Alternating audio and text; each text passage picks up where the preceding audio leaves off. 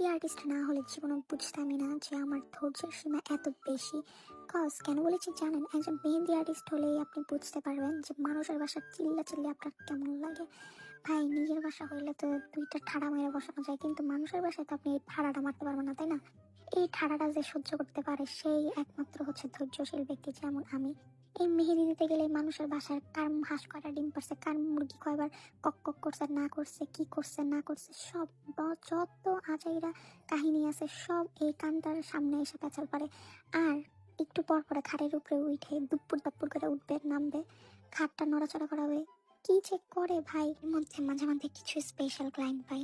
Special ক্লায়েন্টরা এতই special হয় যে তাদেরকে যদি বলি আপু নইরেন না, তারা ফার্স্টে হজম করবে, আবার নড়বে। যদি আমরা বলি আপু নইরেন না, তাও তারা চুপ থাকবে। তৃতীয়বার যখন বলবো আপু নইরেন না, তখন তারা বাঘের মতো গর্জন করে উঠবে। আজব, আপু না নড়লে আমি কথা বলবো কিভাবে ভাই? কথা মুখ দিয়া বলে, হাত দিয়া না। তো এই যে যারা আপকামিং ব্রাইডরা আছেন না, তাদেরকে বলে রাখি, কথা মুখ দিয়ে বলতে হয়, হাত পা দিয়ে না। আপনি মুখ দিয়ে কথা বলেন, আপনার মুখে তো আমি মেহেদি দিচ্ছি না, আপনার হাতে মেহেদি দিচ্ছি। আপনি যদি ছাগলের তৃতীয় সন্তানের মতো হচ্ছে ম্যা ম্যা ভ্যা ভ্যা করেন, তাহলে কিভাবে আমি আপনার মেহেদিটা দিয়ে দিব বলেন? আপনি মুখ দিয়ে ম্যা ম্যা করেন, আমার তো কোনো সমস্যা নেই, কিন্তু আপনার হাত পা নাড়াচাড়া করে লাফালাফি করে যদি আপনি আমার কাছে বসেন মেহেদি দিতে, এই মেহেদির ডিজাইনটা দিয়ে না আমি স্যাটিসফাইড থাকি, না আপনি মনের খুঁতখুঁতানি ঠিকই থাকে, কিন্তু হয়তোবা আপনি আমাকে ঠাস ঠুস বলে ফেলতে পারেন, আমি আপনাকে মুখের উপরে কিছু বলতে পারি না। তো একটা কমন সেন্স যে এই জিনিসটা একটা লিকুইড একটা জিনিস, এই জিনিসটাকে এত চিকন এত নিখুঁত করে দেওয়া এত সহজ না ভাই। একটা লাইন এমন তো না এটা পেন্সিল, এটা পেন্সিল আর রাবার তো না যে একটা লাইন বাঁকা গেলে আমি মুছে একদম আগের মতো হয়ে যাবে।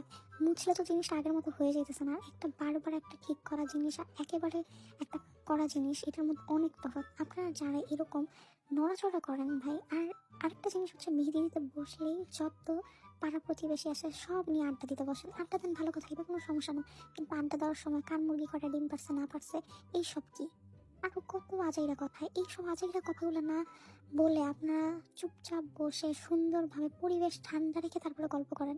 আপনার পরিবেশটাও ঠান্ডা থাকুক, আমার মাথাটাও ঠান্ডা থাকুক, আমার ব্রেনেও নতুন নতুন ডিজাইন আসুক। কিন্তু এই যে আপনারা যদি ছাগলের 3 নম্বর সন্তানের মতো এরকম ভ্যাভা করেন, তাহলে তো আমার ভাই আমার ব্রেন স্টপ হয়ে যায় যে আমি এই আপনাদের ভ্যাবে শুনবো, নড়ানড়ি সহ্য করবো, নাকি হচ্ছে মেহেদি লাগাবো। তো আপনি চিন্তা করেন যে আপনি আপনার স্পেশাল দিনটাকে নিজের হাতে নষ্ট করতেছেন নাকি আমি করতেছি। মাঝে মাঝে কিছু ক্লায়েন্টদেরকে বোঝাতে পারি না যে স্পেশাল ডেটা আমার না, স্পেশাল ডেটা আপনার। তো আপনার আমার থেকে বেশি এই বিষয়গুলোর উপরে লক্ষ্য রাখা উচিত। প্রত্যেকটা মেহেন্দি আর্টিস্টেরই একটাই রিকোয়েস্ট থাকে যে আপু একটু শান্ত পরিবেশে হচ্ছে মেহেদি দিতে বসবেন। এটা হয়তো বা আমরা ডিরেক্টলি বলতে পারি না, বাট এটা একটা ব্রাইডের দায়িত্ব যে পরিবেশটাকে শান্ত রাখার। কিন্তু তারা তা না করে তারাও মন মতো হাসাহাসি লাফালাফি সব করে। মাঝে মধ্যে বাসা থেকে ফুল এনার্জি নিয়ে বের হয়েছে, আজকে কাজ করে একদম ফাটাই দিব, নতুন নতুন ডিজাইন ট্রাই করবো, কিন্তু যাওয়ার পরে এত বিশৃঙ্খলা সৃষ্টি হয় যে তখন মনে হয় যে কখন কাজটা শেষ করে বাড়ি ফিরতে পারবো। এত বেশি চিল্লাচিল্লি, এত বেশি লাফালাফি হয় ওইখানে, মানে কিছু বলার নেই আসলে। তাও আমি সব আর্টিস্টেরই এই জিনিসটা রিকোয়েস্ট থাকে, কিন্তু আমি আমার পক্ষ থেকে আবার বলছি, আপনারা যারা আপকামিং ব্রাইডরা আছেন তারা প্লিজ বাচ্চা আর মুরব্বীদের মেহেদি দেওয়ার সময় একটু দূরে রাখবেন। মুরব্বীরা বেশি পাকনামি করে আর বাচ্চারা লাফালাফি করে। এই দুইটা জিনিস সহ্য করা একটা মেহেন্দি আর্টিস্টের জন্য খুবই টাফ, বিশেষ করে বাচ্চাদের, মানে যেসব বাচ্চারা একটু দুষ্টু স্বভাবের। আপনি বসে থাকেন, আপনি মেহেন্দি আর্টিস্ট, আমার মেহেন্দি আর্টিস্টরা যথেষ্ট ফ্রি, আপনার সাথে গল্প করতে আমাদের কোনো টায়ার্ড ফিল হবে না। বাট আপনারা আপনাদের পাড়া প্রতিবেশী এরকম রাখবেন না যারা বিশৃঙ্খলা সৃষ্টি করে। এই সব বিশৃঙ্খলা সৃষ্টির ফলেই কিন্তু আর্টিস্টরা অমনোযোগী হয়ে যায় এবং বিরক্ত বোধ করে। এটা একটা আর্টিস্ট কখনোই হচ্ছে সরাসরি বলতে পারে না, বাট আপনার বোঝা উচিত।